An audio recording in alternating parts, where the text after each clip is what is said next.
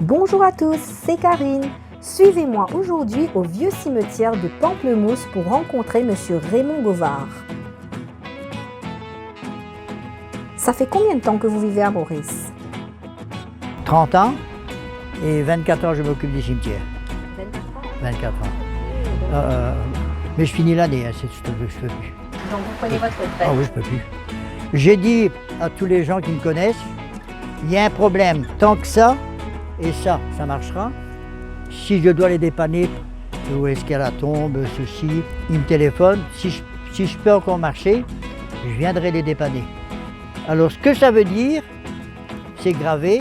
Nous étions riches, mais c'est pas la richesse d'être riche, d'avoir des fortunes et tout ça. Nous étions riches parce que le père était là à la table, la mère était là, il n'y avait pas de pilule comme on dit, alors il y avait tous les enfants tout autour. Hein. Et tout d'un coup, nous sommes devenus très pauvres. C'était pas que nous étions riches, c'était pas la richesse d'avoir fait fortune, c'était que à l'époque là, les enfants mouraient comme des lapins. Vous voyez? Il n'y a pas de médecine comme maintenant. Et puis nous sommes devenus très pauvres. Certainement qu'il ne restait plus qu'un ou deux enfants, et puis le père et la mère. C'est ce que ça veut dire sur le gravé. Nous étions riches et nous sommes devenus très pauvres. Voilà. C'est beau, hein? Je vais t'expliquer. Tout est écrit avec des N à l'envers. D'accord? Gravé. Tout des N à l'envers. Il n'y a qu'une rangée, là, il y en a 3, à l'endroit. Pourquoi? Est-ce que celui qui s'est trompé? On n'en sait rien. Mais tout est à l'envers, vous voyez? Et là, vous en avez 3 à l'endroit. Ça, c'est René Magon, la rue principale à Plaine Verte. La porte, elle est d'origine et elle représente à 100% l'histoire de France.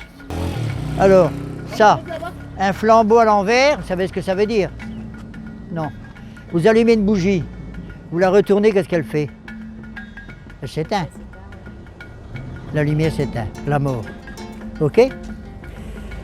Ça, c'était la royauté française. La fleur de lys. Les chevaliers de Malte, qui ont beaucoup voyagé en Afrique. Les croix de Jérusalem. À Jérusalem, les croix sont comme ça. Et ça,